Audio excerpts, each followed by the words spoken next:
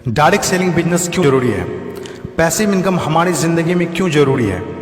इस दुनिया में दो तरह की कमाई होते हैं, पहला एक्टिव अर्निंग और दूसरा पैसिव अर्निंग। एक्टिव अर्निंग किसे कहते हैं?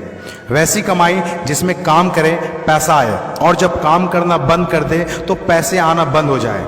जैसे जॉब पर जा रहे हैं पैसा आ रहा है, जॉब पर जाना बंद पैसे आना बंद। एक दुकानदार दुकान खोल रहा है पैसा आ रहा है, दुकान खोलना बंद पैसे आना बंद। एक किसान खेती कर रहा है पैसा आ रहा है, खेती करना बंद पैसा बंद। एक मजदूर मजदूरी कर रहा है पैसा आ रहा है, मजदूरी करना बंद पैसा बंद। It's called active earning.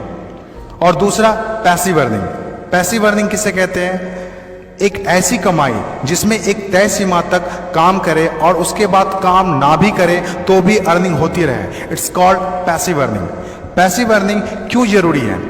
क्योंकि आज हमारा शरीर काम कर रहा है, कल वह काम नहीं करेगा। आज कुछ ऐसा करना है जो हमारी मौजूदगी ना भी हो तो भी हमें रेगुलर इनकम आती रहे, और वो ज़्यादा जरूरी है। पैसिव अर्निंग जिससे एक मिडिल क्लास और पुअर फैमिली भी आसानी से अपनी अर्निंग बढ़ाकर एक अच्छी ज़िंदगी जी सकता है। आज पैसिव अर्निंग के तरीके का इस्तेमाल वर्ल्ड के सभी अमीर लोग, बिजनेसमैन, पॉलिटिशियन और एक्टर सभी अपने लाइफ में पैसे कमाने में करते हैं। पैसिव अर्निंग का मतलब ऐसा काम जिसमें किसी काम का रेगुलर इनकम आता रहे, जैसे रेंटेड प्रॉपर्टी, कोई मकान, बंगला या रूम को रेंट पर देने से जो पैसा आए।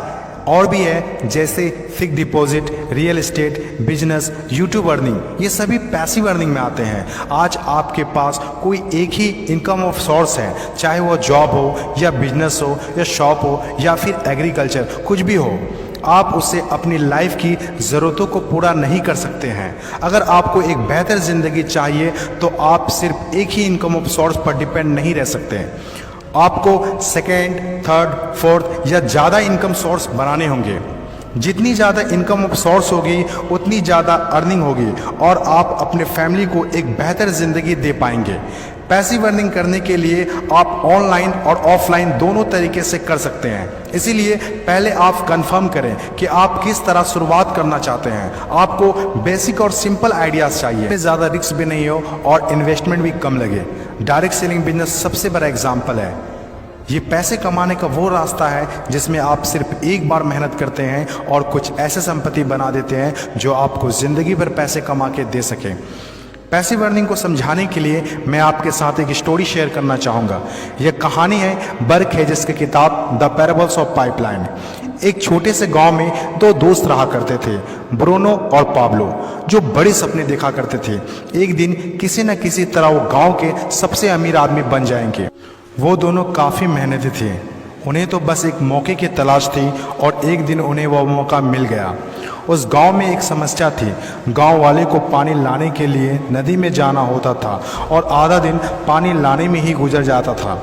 वो दोनों ने गांव वालों से बात की कि वो नदी से पानी लाकर उन्हें देंगे और उसके बदले कुछ पैसे लेंगे। गांव वालों को ये बात अच्छी लगी। अगले दिन दोनों ने एक एक बाल्टी पकड़ी और नदी की तरफ चल दिए कि हर बाल्टी के लिए 10 रुपये दिए। ब्रूनो बहुत खुश हुआ, लेकिन पाब्लो को इतनी ज़्यादा खुशी नहीं थी। पाब्लो को बाल्टी ढोने की वजह से उसके पीठ में दर्द हो रहा था और हाथों में छाले पड़ गए थे। अगली सुबह फिर से उन्हें ढोने की बात सोचकर ही दहशत हो रही थी। पाब्लो ने नदी से गांव तक पानी लाने का एक अच्छा आइडिया सोचा। जब अगली सुबह दोनों अपनी अपनी बाल्टी उठाकर जाने लगे तो पाब्लो ने कहा, ब्रूनो मेरे पास एक आइडिया है। चंद सिक्कों के बदले मैं दिन भर बाल्टी ढोने की वजह क्यों ना हम नदी से गांव तक पाइपलाइन बना दें। ब्रूनो ने कहा, पागल, हमारे पास एक बेहतरीन नौकरी है, अच्छे पैसे भी मिलते हैं जिससे हम जो चाहें खरीद सकते हैं। अपनी पाइपलाइन के आइडिया को दिमाग से निकाल दो। लेकिन पाब्लो इतनी आसानी से डिमोटिवेट होने वाला नहीं था। उसने अपने दोस्त को पाइपलाइन बनाने का आइडिया अच्छे से समझाया। हम लोग दिन के आधे समय बाल्टी ढोने का काम करेंगे और आधे समय और छुट्टियों के दिनों में पाइपलाइन का काम करेंगे। ब्रूनो ने पाब्लो की बात नहीं मानी। पाब्लो जानता था कि पथरीली ज़मीनों में पाइपलाइन बनाना आसान नहीं होगा, लेकिन पाइपलाइन बनने के बाद जो मिलेगा उससे वह इंस्पायर होकर काम करता रहा। जब पाब्लो अपना पाइपलाइन बनाता था तो गांव वाले उसकी मजाक उड़ाया करते थे, ये देखो Pablo the pipeline. Bruno Pablo से 2 गुना काम कर रहा था, इसीलिए वह 2 गुना पैसा भी बना रहा था।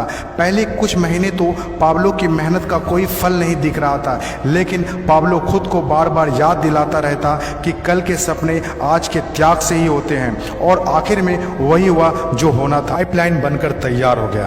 अब पाब्लो सोता था तो भी पैसा आता था, नहाता था तो भी पैसा आता था, खाता था तो भी पैसा आता था, वह कहीं बाहर घूमने जाता था तो भी पैसा आता था। जितना ब्रूनो ने 3 साल में कमाया था उतना पाब्लो ने 3 महीने में कमा लिया।